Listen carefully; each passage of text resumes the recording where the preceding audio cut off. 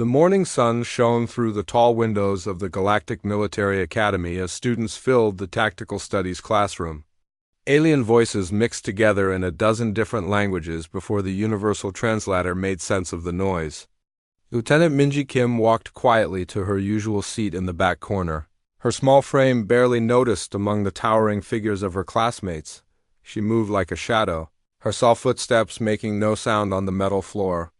Her dark hair was pulled back in a simple style, and her uniform was perfectly pressed but somehow looked too big for her thin body.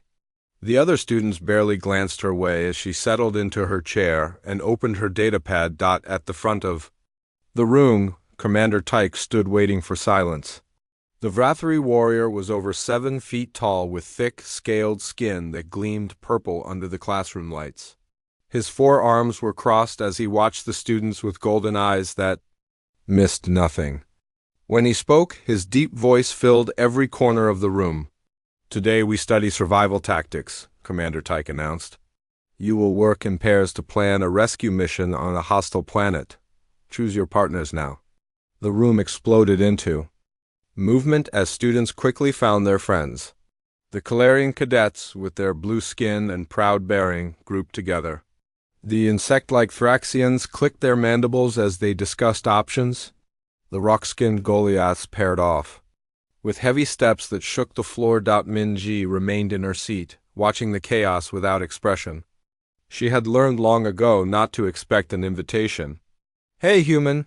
called out Cadet Hyun, a tall Calarian with silver markings on his face. "Looks like nobody wants the weak link on their team," several students laughed at his words. Minji looked up briefly, meeting his eyes for just a moment before looking back at her datapad. Her face showed nothing, but her fingers tightened slightly on the device. "Maybe she can partner with the cleaning bot," suggested another voice, causing more laughter. Commander Tyke raised one of his 4 hands for silence. "Cadet Kim, you will work alone since no one has chosen you as a partner." Minji nodded once, her voice barely above a whisper. "Yes, sir." The instructor activated the holographic display, showing a red planet covered in swirling storms. "This is Zarian Prime. The surface temperature reaches 200 degrees during the day and drops to -150 at night. The atmosphere contains poisonous gases and the native wildlife is extremely hostile. A research team of 5 scientists is trapped in a facility here.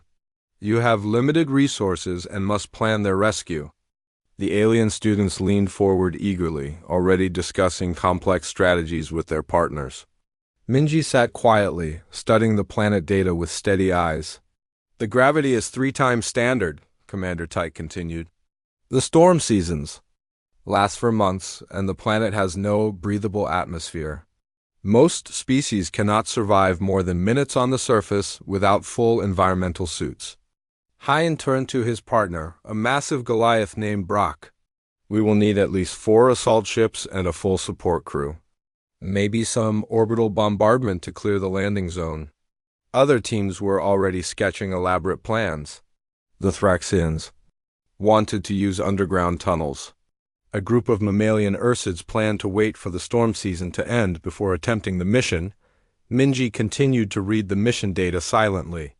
She made no notes, drew no diagrams, her dark eyes moved across the information like she was memorizing every detail. "You have 1 hour to create your rescue plan," Commander Tyke announced. "Begin now." The room filled with excited chatter as teams huddled together. Voices rose and fell as students argued about the best approach. Some groups pulled up additional data about the planet's geography. Others researched the native creatures and their hunting patterns. Mingi remained perfectly still, her hands folded in her lap. To anyone watching, she appeared to be doing nothing at all. The other students occasionally glanced her way with amused expressions. "Look at the human," whispered a Thraxian to her partner. "She has not even started planning. Maybe she is waiting for inspiration," the partner clicked back, causing both to laugh. As the hour passed, the other teams created detailed presentations with charts, graphs, and tactical displays. They planned for every possibility they could imagine, building layers of backup plans for their backup plans. Hyun's team had designed a complex operation requiring 12 ships, 40 soldiers, and enough equipment to supply a small army. The Thraxian team wanted to drill through the planet's crust to avoid the surface entirely. Even the smallest group had planned for a 2-week mission with multiple phases. Minji typed quietly on her datapad for the last 10 minutes, her fingers moving slowly but steadily. When Commander Tyke called time, she set the device down and waited. "Present your plans," the instructor commanded, one by one. The team stood and explained their elaborate rescue operations. They spoke confidently about orbital strikes, underground bases, and careful timing with the planet's storm cycles. Each presentation took several minutes as they detailed every aspect of their plans. Finally, Commander Tyke looked toward the back of the room. "Cadet Kim, present your plan." Minji stood quietly and activated her datapad. Her voice was so soft that the room's audio system had to amplify it for everyone to hear. "Single ship insertion during the storm," she said simply. "Land within 2 kilometers of the facility. Move on foot during the day when the native hunters are dormant. Reach the scientists, provide emergency life support, and extract during the next day cycle. Total mission time, 36 hours. The room was silent for a moment, then Hyun started laughing. "That is it?" he asked loudly. "Walk across a death planet with no backup plan. The gravity alone would crush most species, and you plan to just walk there?" Other students joined in the laughter. "The native hunters would tear apart anyone on foot," added Brock. "She does not even know what equipment she would need," pointed out a Thraxian. Minji sat back down without defending her plan. Her face remained calm as the laughter continued around her. Commander Tyke studied her simple proposal on his screen. His golden eyes narrowed as he read, but he said nothing about the plan's merits. "Class dismissed," he announced. "Study the environmental data for tomorrow's exam." As the students filed out, their conversations filled with excitement about their complex rescue plans, Minji packed her datapad slowly. She was always the last to leave.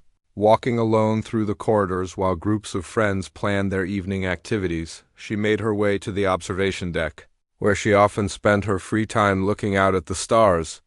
The academy orbited a small moon, and the view of deep space was peaceful after the noise of the classroom. Minji stood at the large window, her reflection barely visible in the thick glass.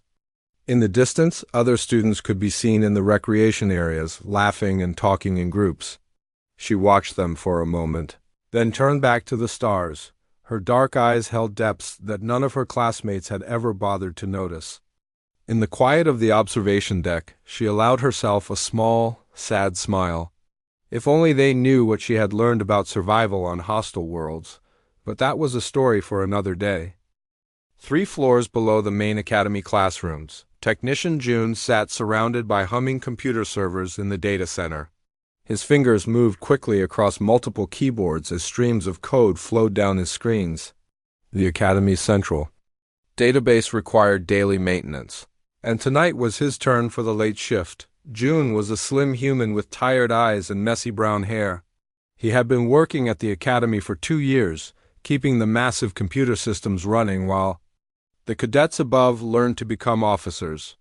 Most nights, the work was boring and routine. Tonight would be different. The main server began displaying error messages, warning that several files had corrupted data blocks. June sighed and pulled up the repair protocols. He would need to rebuild the damaged sections from backup files stored in the secure archives. As he worked through the corrupted data, one file caught his attention. The encryption was unlike anything he had seen before. Most Academy files use standard military coding, but this one had layer after layer of security barriers.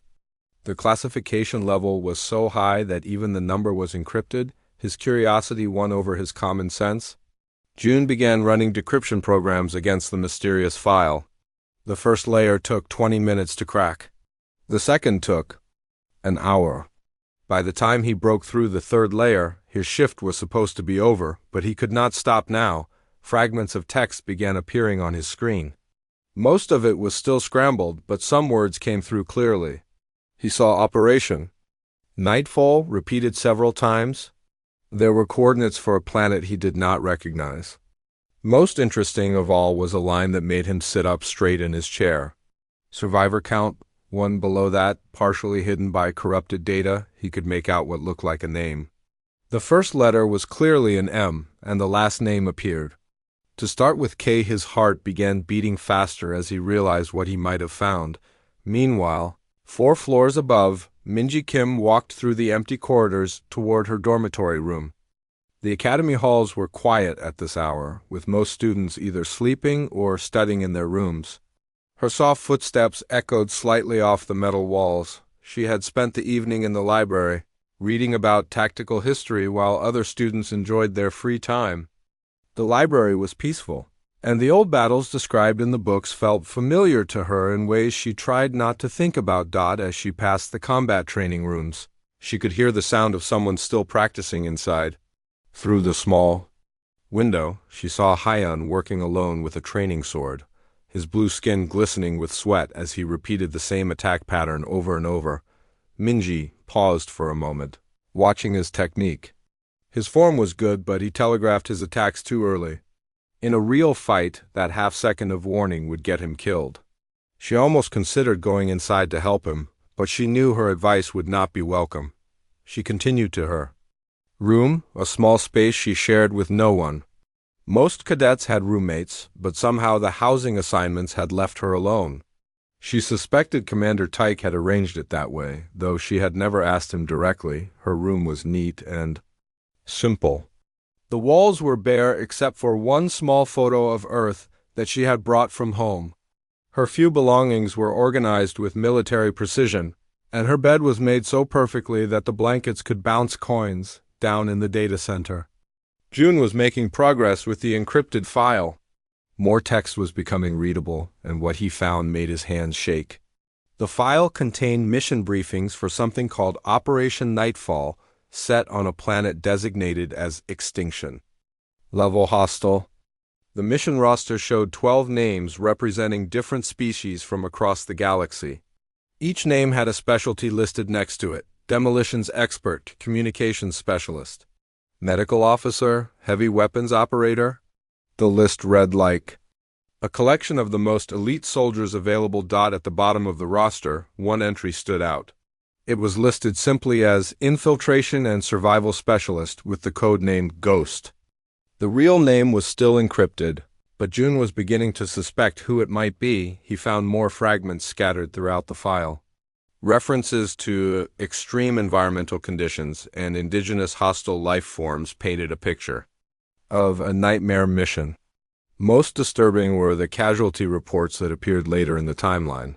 Day 12, lost contact with Alpha Team. Day 18, Bravo Team confirmed KIA. Day 23, Charlie Team missing, presumed dead. The reports continued for months, documenting the systematic elimination of the entire force.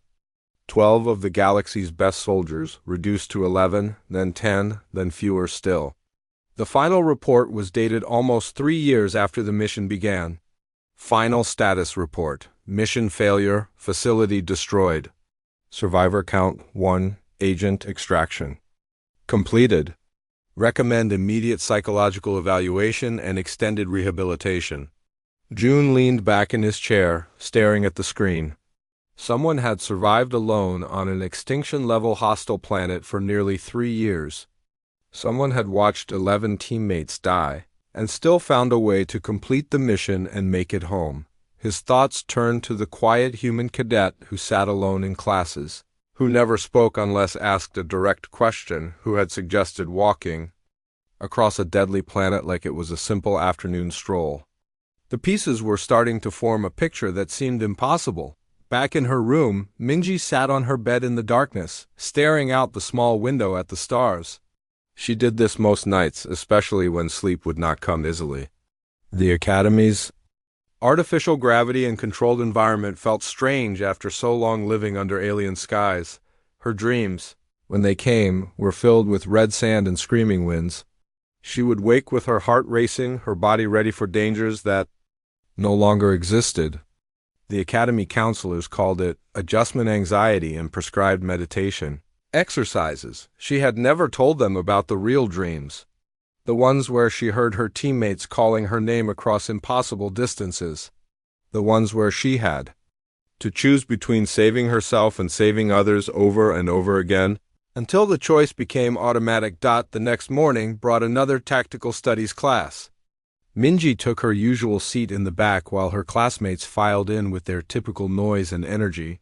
Today's lesson was about resource management in extended operations. Commander Tyke activated the holographic display, showing supply charts and logistics calculations.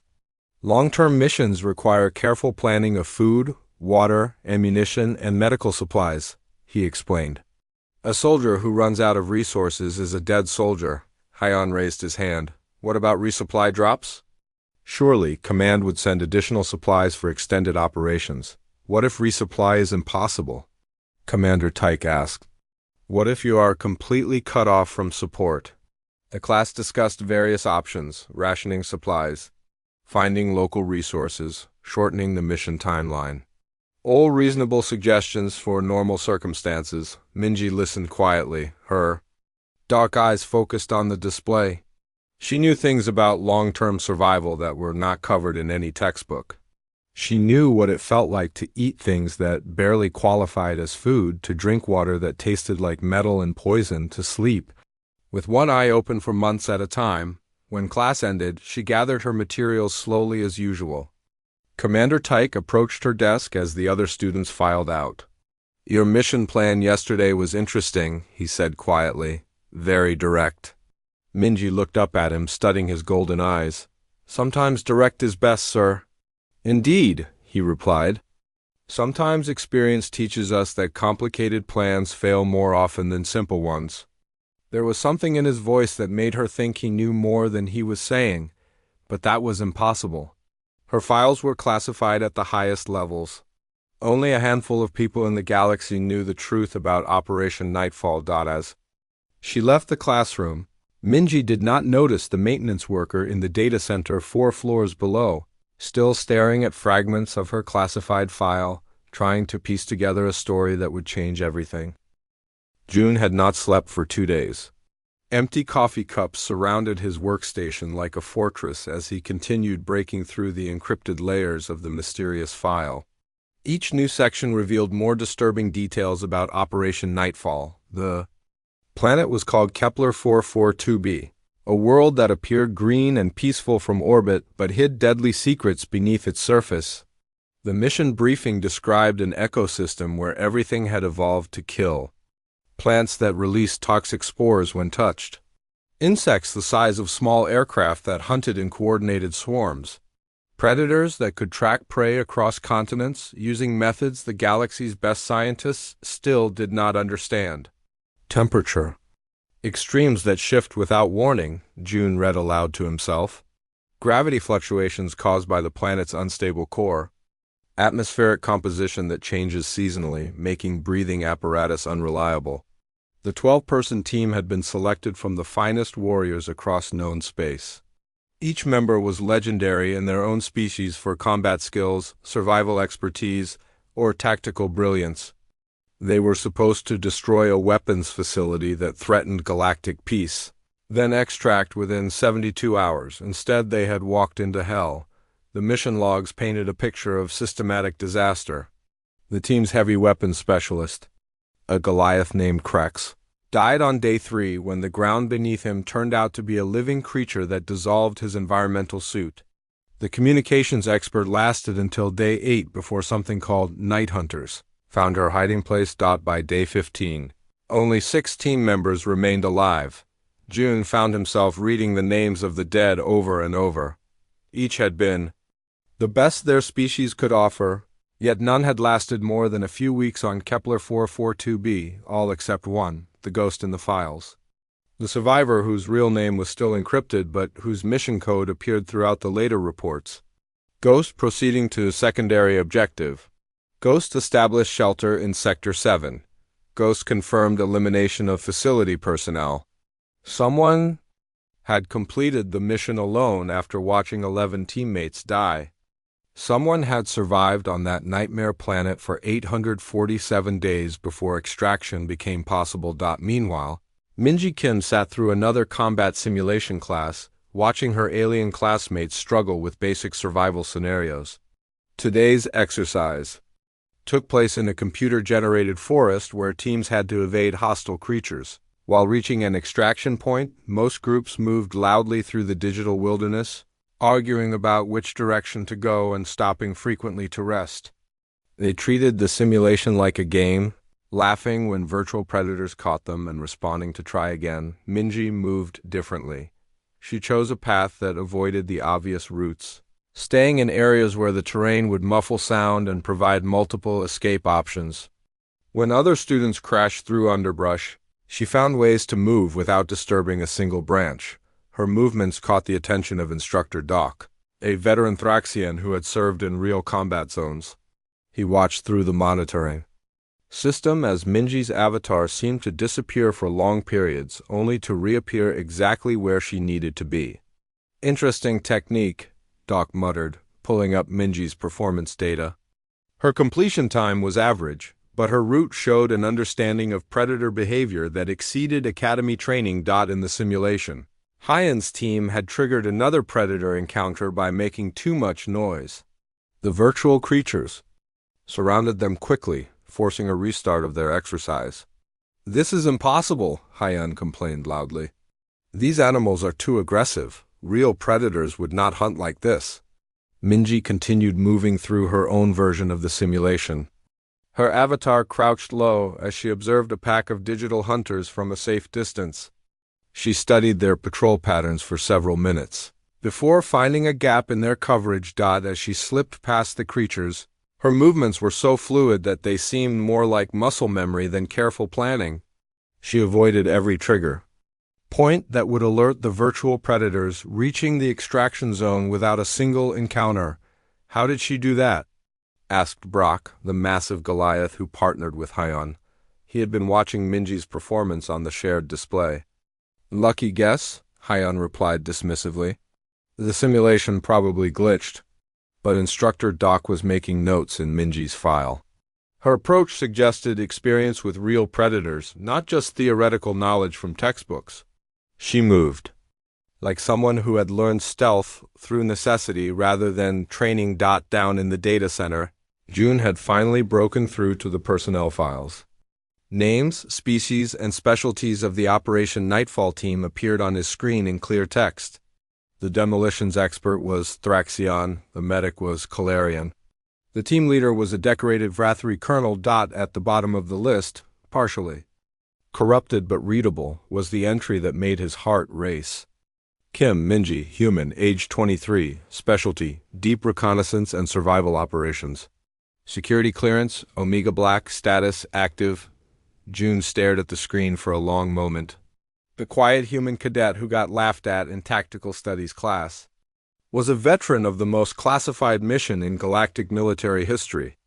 The young woman who sat alone in the cafeteria had survived longer on a hostile planet than anyone thought possible. He scrolled through more of her file, finding fragments of after-action reports and psychological evaluations. The words painted a picture of someone who had been changed by her experiences in ways that medical science barely understood. Subject shows exceptional resilience but demonstrates hypervigilance consistent with extended survival trauma. Read one report. Recommend continued monitoring and gradual reintegration into normal military structure. Another evaluation noted, patient reports difficulty trusting others due to isolation period. Shows preference for solitary operations and independent problem-solving approaches. That evening, June found himself in the Academy's main cafeteria during dinner time. He had never paid attention to the seating arrangements before, but now he looked for the human cadet whose file he had been reading. Minji sat at a small table near the back corner, eating her meal slowly while watching the room's exits. Her posture was relaxed but ready, like a coiled spring waiting for something to happen. Other students moved past her table without acknowledgement, treating her like furniture. June observed her habits with new understanding. The way she positioned herself to see all entrances, how she ate with one hand while keeping the other free. The way her eyes constantly scanned the room even during casual conversation, these were not the mannerisms of a nervous student. They were the survival instincts of someone who had learned to expect danger from any direction at any time. As he watched, a group of Calarian cadets at a nearby table began laughing loudly at some joke. The sudden noise made several students look up, but most quickly returned to their conversations. Minji's reaction was different. Her body tensed slightly, and her hand moved toward her belt where a weapon would normally hang. The movement lasted only a fraction of a second before she controlled it, but June saw it clearly. Someone trained to sleep with weapons within reach. Someone who had learned to react to unexpected sounds as potential threats. Someone who had survived by staying alert every moment of every day for nearly 3 years, the psychological reports suddenly made more sense. How do you teach someone to relax when relaxation meant death for so long? How do you help them trust others after watching every teammate die despite their skills and training? June left the cafeteria with his mind racing. The quiet cadet who endured mockery from her classmates was not just a survivor. She was living proof that humans possessed something the galaxy had underestimated, the ability to endure. When everything else gave up, the strength to keep going when logic said to quit. The stubborn refusal to die even when death seemed like the easier choice. As he walked back to the data center, June wondered if any of her classmates would survive what she had already lived through. Based on what he had read, he doubted it, but that raised another question that kept him awake for the rest of the night. If Minji Kim was this capable, why was she pretending to be just another struggling cadet? What was she really doing at the academy? The encrypted files held more secrets, and June intended to find them all. June's fingers trembled as he entered the final decryption sequence. After 5 days of continuous work, he was about to access the deepest layer of Minji's classified file. The security warnings flashing on his screen could end his career, but he had come too far to stop now. The encryption barrier dissolved, and text flooded his monitor.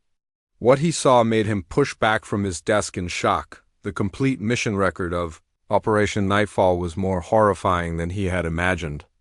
The 12-person team had not just been elite soldiers. They had been legends.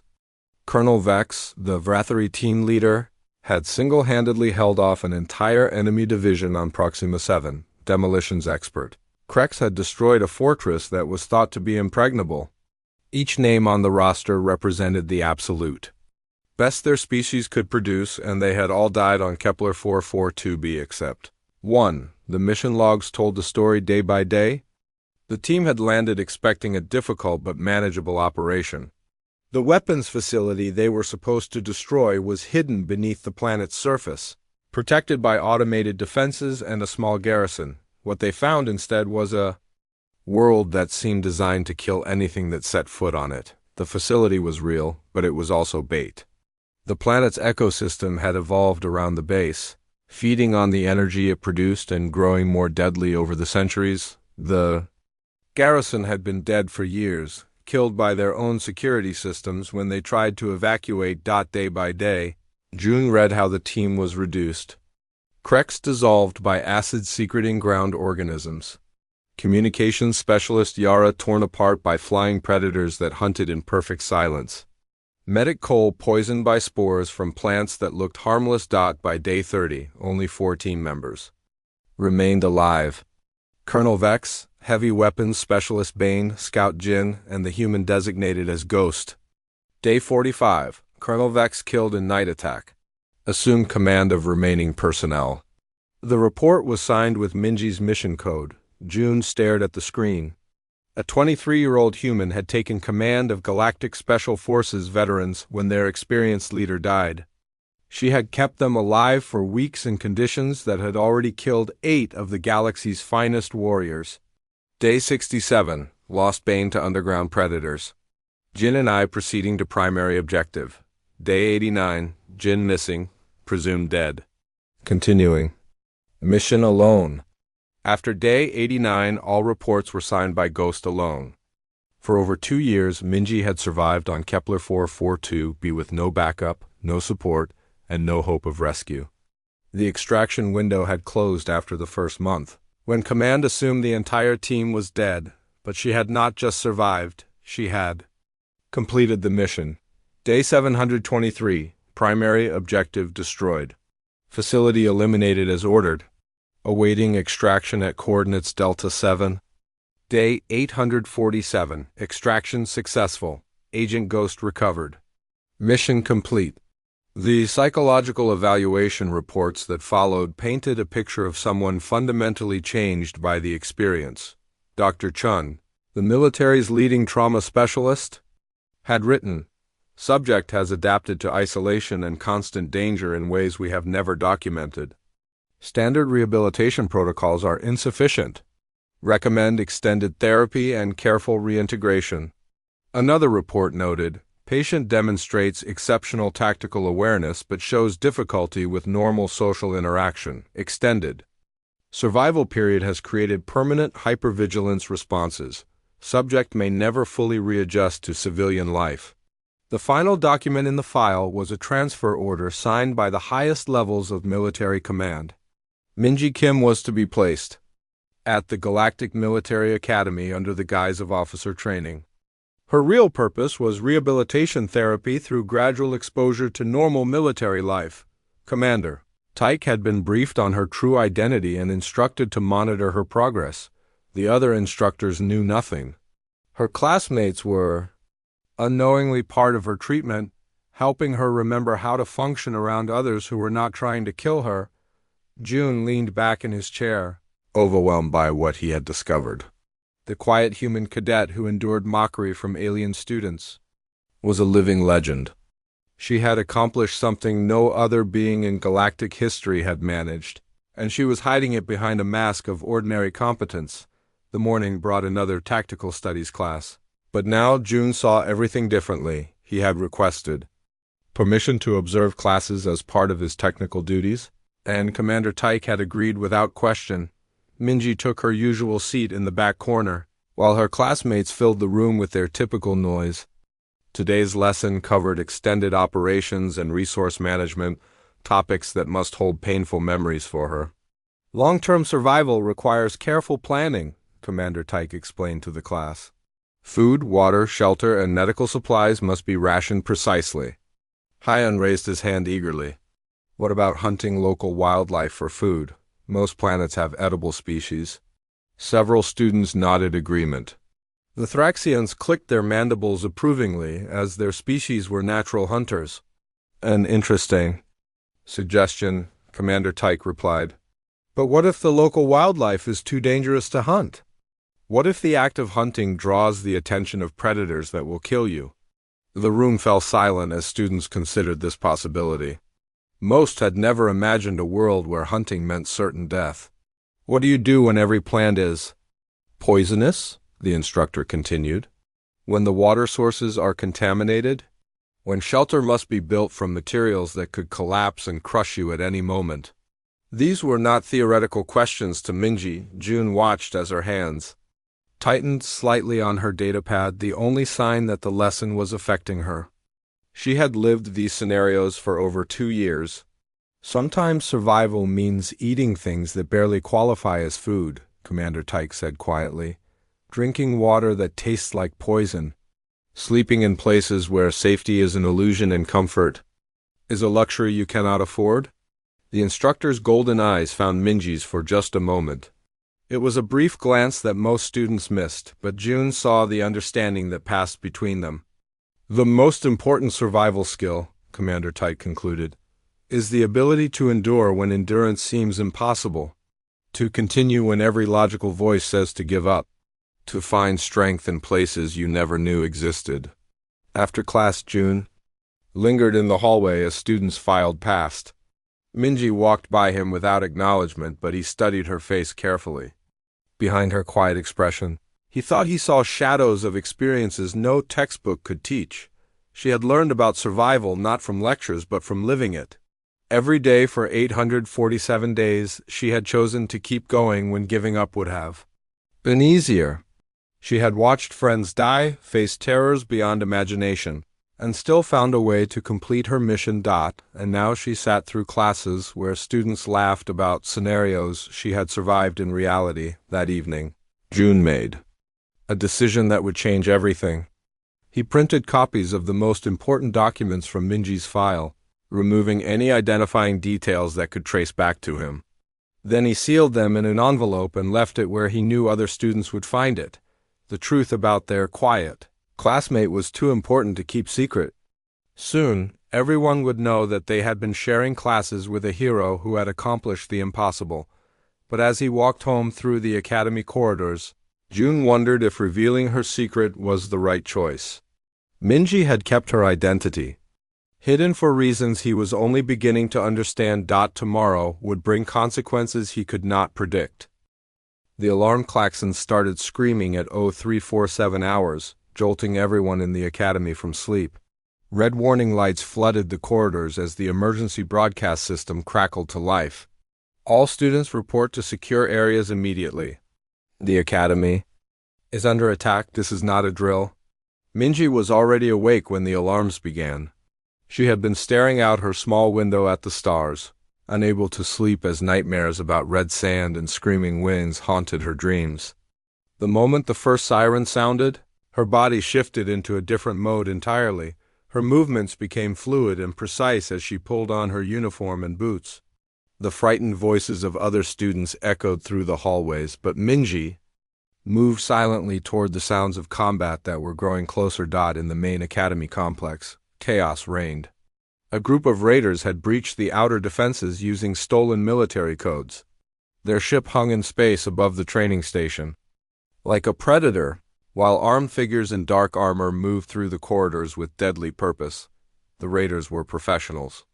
They moved in coordinated teams, using military tactics and advanced weapons. Their leader, a scarred Calarian named Voss, had planned this operation for months. The academy held valuable hostages and equipment that would bring high prices on the black market. Commander Tyke led the defense from the main command center, but the situation was deteriorating rapidly. Most of the instructors were warriors, but they were teachers now, not active soldiers. The raiders had caught them unprepared. "Seal the command center," Tyke ordered as enemy forces approached. "Protect the students at all costs." In the cadet dormitories, panic spread quickly. Hyan tried to organize his Calarian classmates into a defensive group, but his hands shook as he held an emergency blaster. The massive Goliath Brock stood frozen in the hallway, his rock-like skin providing armor, but his mind unable to process the reality of actual combat. The Thraxian cadets clicked their mandibles nervously, their natural hunting instincts confused by an enemy that fought back with equal skill. None of them had expected to face real danger during their academy training. "Stay together," Hyan called out, his voice cracking with fear. "The instructors will handle this." But the instructors were already falling back, overwhelmed by superior numbers and better equipment. The raiders pushed deeper into the academy complex, taking hostages as they advanced toward their primary objectives. Minji moved through the chaos like a ghost, avoiding both the raiders and the panicking students. She had assessed the situation within minutes of the attack beginning. 12 raiders, possibly more. Professional equipment and tactics? They wanted something specific, not just random destruction. She made her way to an emergency supply locker and retrieved items that would have seemed useless to anyone else. Maintenance tools, cleaning chemicals, spare electronics. In her hands, they became weapons. The first raider she encountered was searching empty classrooms near the science wing. He was alone, confident that any resistance would come from the main defensive positions. He never saw Minji approach from behind. Her attack was silent and efficient. The raider dropped without making a sound, his advanced armor useless against someone who knew exactly where to strike. Minji took his weapon and communication device, then moved on to the next target. In the command center, Commander Tyke watched security monitors in growing alarm. The raiders were systematically eliminating defensive positions while moving toward the Academy's central computer core. If they reached the database, they could steal classified information from across the galaxy. "Sir," reported Lieutenant Sang, a young Vrathari officer, We have lost contact with security teams in sectors 4 and 7. The enemy is advancing faster than expected. Tyke's forearms moved across control panels as he tried to coordinate the failing defense. What about the students? Are they secure? Most are in safe areas, but we have reports of cadets missing from their assigned positions. The enemy may be taking hostages. The commander's golden eyes narrowed as he studied the tactical display. The raiders moved like professionals, but their assault pattern showed they knew the academy's layout too well. Someone had provided them with detailed information. Meanwhile, Minji continued her silent war through the academy corridors. She moved between levels using maintenance shafts and emergency passages that most people had forgotten existed. Each raider she encountered fell without raising an alarm. Her approach was methodical and brutal. Years of surviving on Kepler 442b had taught her that mercy was a luxury she could not afford. These raiders threatened innocent students, and that made them no different from the predators she had fought for 847 days. The raider team leader, Voss, began noticing that his men were not reporting in on schedule. His scarred face twisted with concern as another communication check went unanswered. "Delta Team, report your status," he ordered into his device. Silence. "Echo Team, respond immediately." Still, nothing. Voss realized that something was hunting his hunters. The Academy's defenders were not supposed to be this capable. His intelligence reports had described poorly trained instructors and student cadets who had never seen real combat. "All teams, fall back to Rally Point Alpha," he commanded. Someone is picking us off, but it was too late. Minji had already identified their extraction point and positioned herself accordingly. She waited in the shadows as the surviving raiders gathered in the Academy's main hangar bay. There were 6 left out of the original 12. They formed a defensive circle, weapons ready, scanning for threats they could not see. "Show yourself," Voss called out. "We know you are here." Minji stepped into the light and the raiders stared in shock. They had expected a squad of elite soldiers or advanced security systems. Instead, they faced a small human cadet in a standard academy uniform. "Just one girl?" laughed one of the raiders, a massive Ursid with cybernetic enhancements. "This is what has been killing our people." Voss was not laughing. His experienced eyes saw details his men missed. The way she moved, the complete absence of fear in her dark eyes, the casual way she held weapons taken from his dead soldiers. "You are not just a student," he said quietly. "No," Minji replied, her voice barely above a whisper. "I am not." The fight that followed lasted less than 3 minutes. The raiders were skilled professionals with military training and superior equipment, but they were used to fighting other professionals who followed rules and used predictable tactics. Minji fought like someone who had learned combat from creatures that knew nothing about honor or fair play. She moved like liquid shadow, striking from unexpected angles with improvised weapons that turned their armor into a disadvantage. When Commander Tyke and his security teams finally reached the hangar bay, they found 6 unconscious raiders secured with their own equipment. Minji stood calmly in the center of the room, looking like she had just finished a routine training exercise. "Status report, Cadet Kim," Tyke said formally, though his golden eyes showed he was not surprised by what he saw. 12 hostiles neutralized, sir. Academy secure. No student casualties." The other cadets who had followed the security team stared in stunned silence. Hyan's mouth hung open as he tried to process what had happened. The quiet human they had mocked for months had single-handedly defeated professional raiders who had overwhelmed the Academy's entire security force. "How?" whispered Brock, his rocky voice filled with awe. Minji looked at her classmates for a long moment.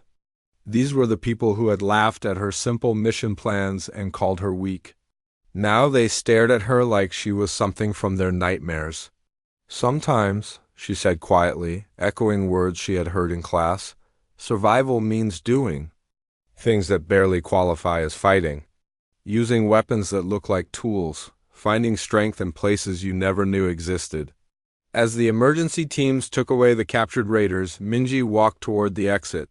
Behind her, she could hear her classmates whispering among themselves, trying to understand what they had witnessed. Tomorrow, everything would be different.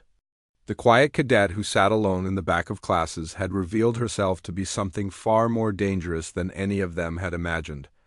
But tonight, she just wanted to return to her room and stare out at the stars, remembering friends who had not lived to see her become the legend they had always believed she could be. The academy felt different in the morning light. Word of the previous night's events had spread through every corridor, carried by whispered conversations and shared looks of amazement.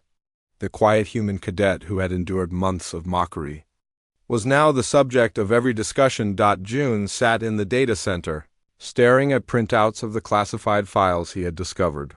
After witnessing Minji's actions during the raid, everything made perfect sense.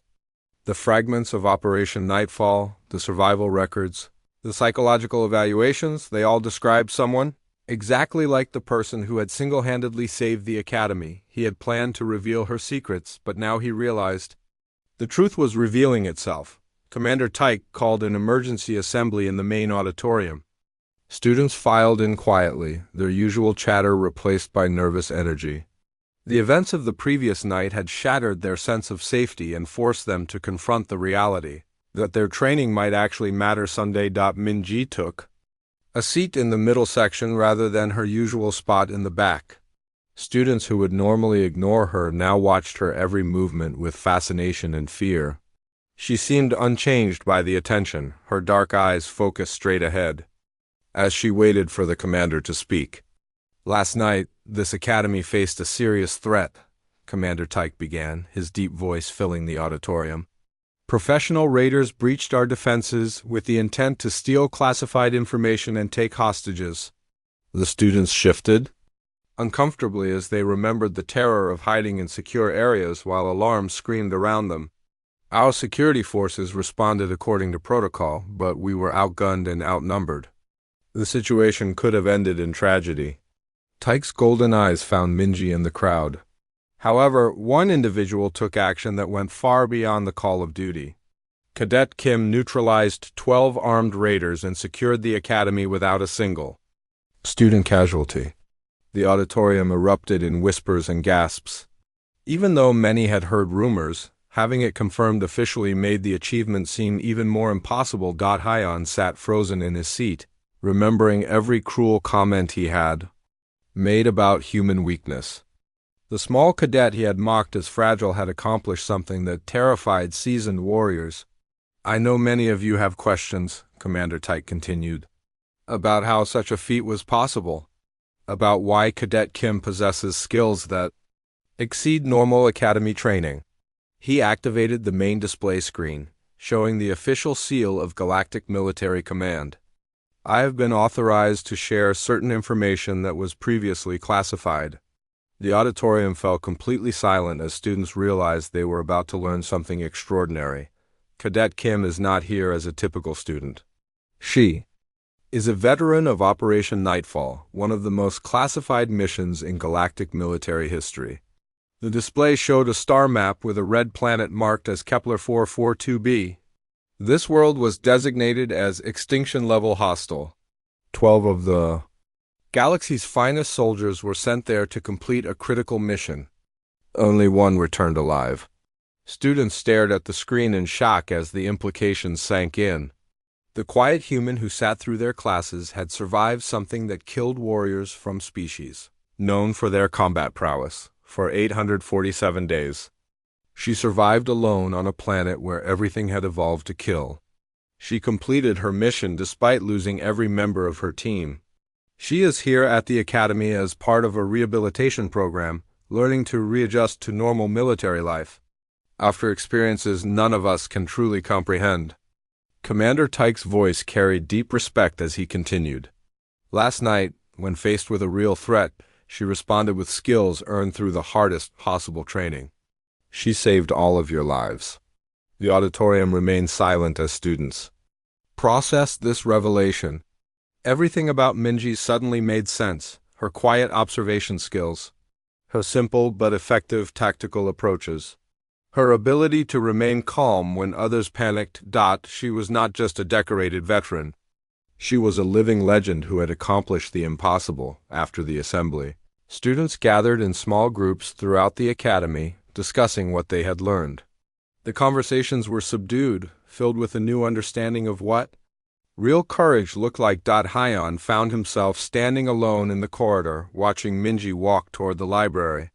His conscience weighed heavily as he remembered every cruel joke, every dismissive comment, every time he had treated her like she was beneath his notice. He followed her, gathering courage with each step. She was sitting at her usual table in the quiet section, reading a technical manual as if nothing had changed.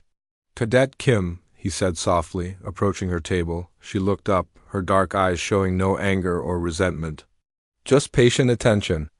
"I wanted to apologize," Hyan continued, his voice barely above a whisper. "For everything I said, everything I did." "I did not know. You did not need to know," Minji interrupted gently. "Your words said more about you than they did about me." Hyan stood there for a moment, struggling to find words that could express his shame and newfound respect. "How do you do it? How do you not hate us for how we treated you?" Minji closed her book and looked at him thoughtfully. "I learned something on Kepler 442b that took me a long time to understand. Hatred is a luxury you cannot afford when survival requires all your energy. Forgiveness is not about forgetting what happened. It is about choosing not to let other people's mistakes define your future." Her words carried wisdom earned through experiences that had tested every limit of human endurance. "I spent almost 3 years learning that every day you survive is a gift. Every person you save is a victory. Every moment of peace is precious because you know how easily it can be lost." She reopened her book, then looked up at him one more time. "You called me weak because you mistook quietness for frailty. But sometimes the strongest people are those who choose to be gentle when they have every reason to be hard." Later that day, Commander Tyke found Minji in the observation deck, looking out at the stars as she often did. He approached quietly, his heavy footsteps announcing his presence. "New orders arrived this morning," he said, handing her a sealed envelope. Minji opened it and read the contents without expression. "Instructor position, combat survival and advanced tactics. The Academy Board decided that your skills would be better used teaching than learning. Your rehabilitation period is officially complete." She folded the orders carefully. "Do you think I am ready to teach others about things I am still learning to forget?" Tyke studied her face, seeing the strength that had carried her through impossible circumstances. "I think you are ready to help others understand what real courage looks like. Not the loud bravery that announces itself, but the quiet strength that endures when everything else fails." The next morning brought Minji's first class as an instructor. The same students who had mocked her now sat in respectful silence, waiting to learn from someone who had survived the unthinkable. She stood at the front of the classroom, looking at faces that showed a mixture of awe, fear, and genuine curiosity. These were no longer the cruel classmates who had dismissed her as weak. They were students ready to learn from a master. "My name is Instructor Kim," she said quietly, her voice carrying easily through the silent room. "I am here to teach you about survival. Not the kind you read about in books, but the kind that keeps you alive when books become useless." She activated the display screen, showing images of hostile environments from across the galaxy. "The first lesson is simple but difficult to learn. Strength is not about how loudly you can roar or how many enemies you can defeat in open combat. True strength is about how quietly you can endure when everything around you is trying to break you." Students leaned forward, hanging on every word. "It is about getting up every morning when staying down would be easier. About protecting others when protecting yourself takes everything you have. About finding hope in places where hope should not exist." She looked around the room, meeting each student's eyes.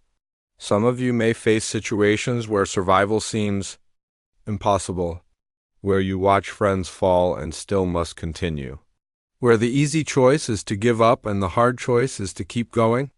Her voice remained soft, but it carried the weight of experiences that had forged her into something stronger than steel. In those moments, remember that humans have something the galaxy often underestimates. We endure, we adapt, we find ways to survive when logic says we should fall. We protect those who cannot protect themselves, even when it costs us everything. As the lesson continued, June watched from the back of the room through the observation window. The classified files he had discovered painted a picture of an extraordinary soldier, but they could not capture the quiet dignity of someone who had earned her strength through suffering and chose to use it. To help others, the Academy had gained more than a new instructor. They had found someone who could teach the next generation what it really meant to be strong. And in the quiet moments between lessons, when Minji looked out at the stars and remembered friends who had not lived to see her become the teacher she was meant to be, she knew that their sacrifice had meaning. She was no longer just a survivor. She was hope itself, showing others that even in the darkest circumstances, the human spirit could find a way to shine.